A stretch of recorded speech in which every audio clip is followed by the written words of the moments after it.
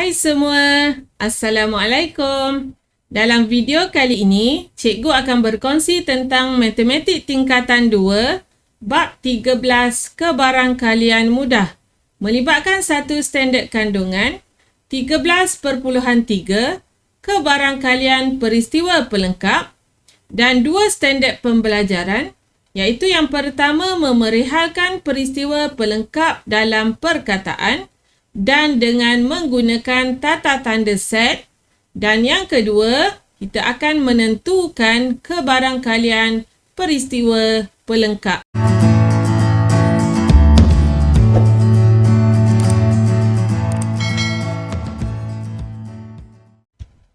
Dalam video kali ini kita akan memerihalkan tentang peristiwa pelengkap. Dalam kebarangkalian, ruang sampel S ialah set semesta dan peristiwa pelengkap bagi peristiwa A dalam suatu ruang sampel S adalah terdiri daripada semua kesudahan yang bukan kesudahan A. Jika set A mewakili peristiwa A, maka set A prime ialah peristiwa pelengkap bagi peristiwa A. Okey, kita lihat satu gambar rajah Venn yang melibatkan set semesta dan juga set A, dan kita akan mengaitkan tentang peristiwa pelengkap. Okey, jadi berdasarkan daripada gambar rajah Venn ini, set semesta kesudahannya ialah 1, 2, 3, 4, 5, 6, 7, 8, 9 dan 10. Manakala kesudahan bagi set A, peristiwa A ialah 1, 2, 5 dan 10. Jadi apakah kaitan di antara set A prime dan juga set semesta? Okey, kita lihat di sini. Bagi unsur set A, 1, 2, 5 dan 10. Okey, peristiwa bagi peristiwa A, semua unsurnya berada dalam bulatan A. Manakala unsur yang berada di luar bulatan A tetapi berada dalam set semesta merupakan pelengkap bagi peristiwa A. Okey, jadi di sini bila kita nak senaraikan pelengkap bagi peristiwa A, kita akan senaraikan semua unsur yang bukan unsur A tetapi berada dalam set semesta. Jadi di sini A prime sama dengan 3, 4, 6, 7, 8 dan 9. Bila kita gabungkan di antara A, peristiwa A dan juga pelengkap, kita akan dapat semula semua kesudahan bagi set semesta, iaitu ruang sampel. Okey, seterusnya kita lihat pula contoh 1. Tulis pelengkap bagi peristiwa A dalam perkataan dan dengan menggunakan tata tanda set. Okey, yang pertama. Seorang penderma darah dipilih secara rawak daripada sekumpulan penderma darah. A ialah peristiwa memilih penderma darah yang kumpulan darahnya ialah AB. Okey, jadi kamu perlu senaraikan semua kesudahan yang ada pada ruang sampel, iaitu semua kumpulan darah. Okey, jadi S ialah A, B, AB dan O. Untuk set A, iaitu peristiwa A ialah kumpulan penderma darah AB.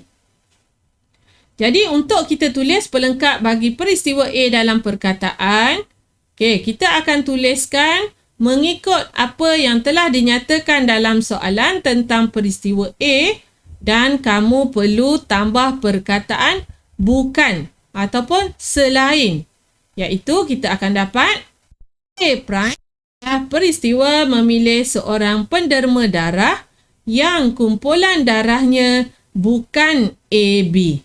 Okey, kamu lihat daripada penyataan tentang peristiwa A yang diberi, tambahkan perkataan bukan untuk menunjukkan pelengkap kepada peristiwa tersebut. Okey.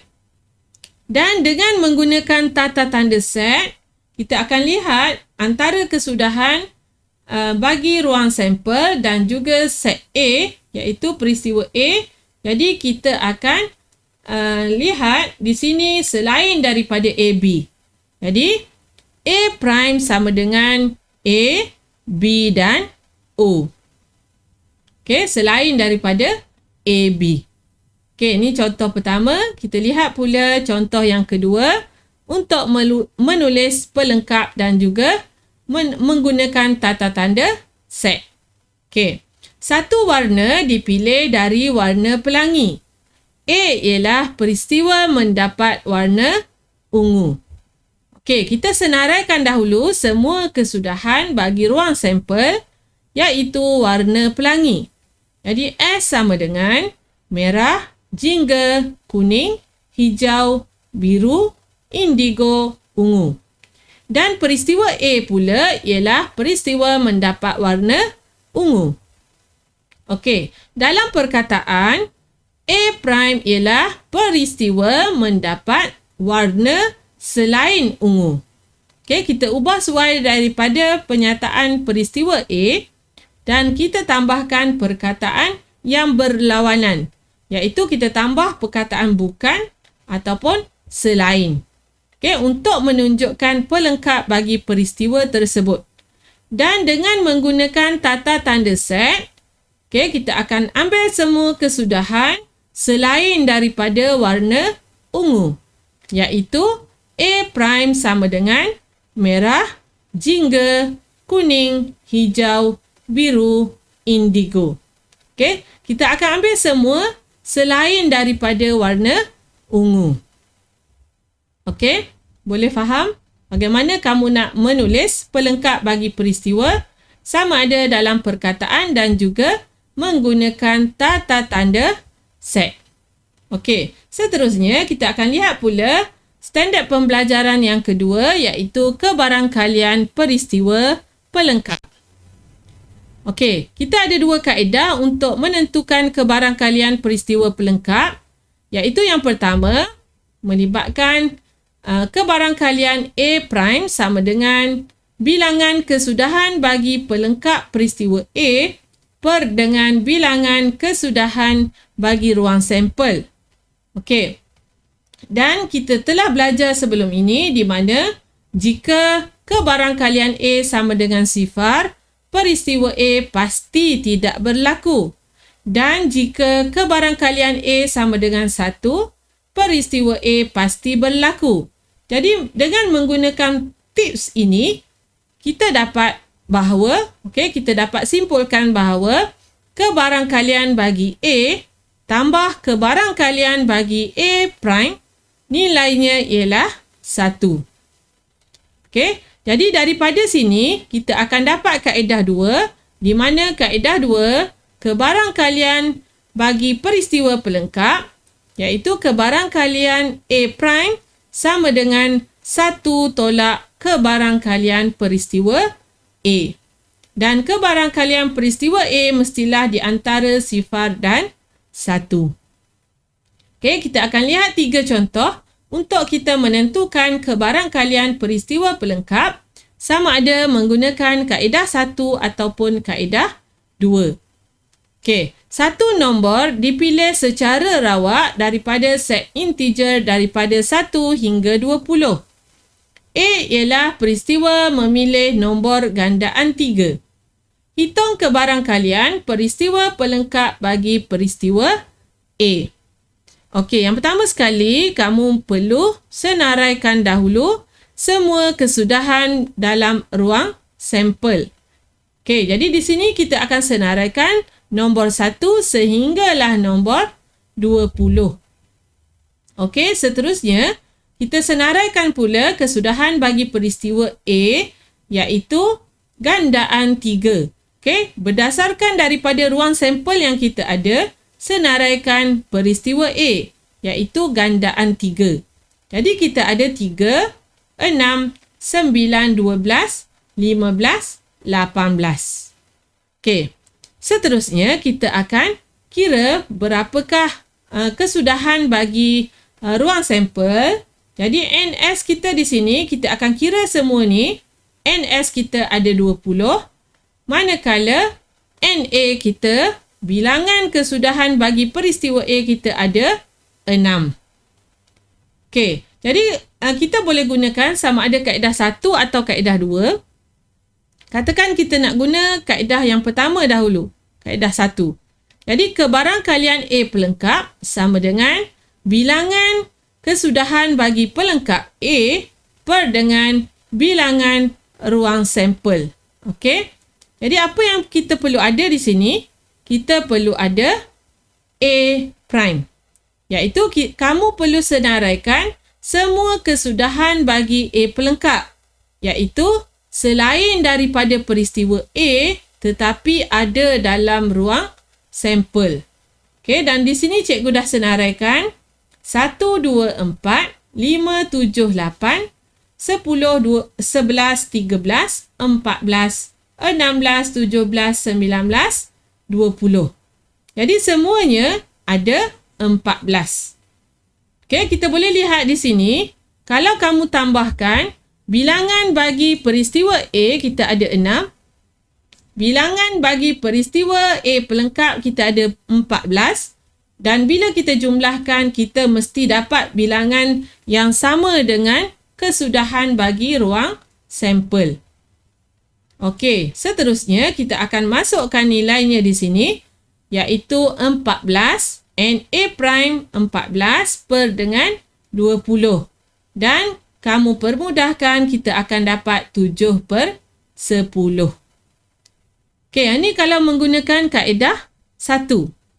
Okey, kaedah yang kedua, kita akan menggunakan PA prime sama dengan 1 tolak PA. Dan kamu perlu tahu di sini bahawa PA sama dengan NA per NS. Okey, NA di sini kita ada 6, NS kita ada 20.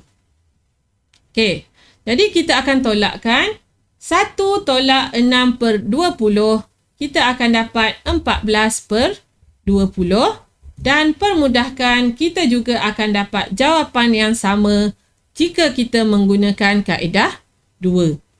Okey, jadi kebarangkalian peristiwa pelengkap bagi A ialah 7 per 10.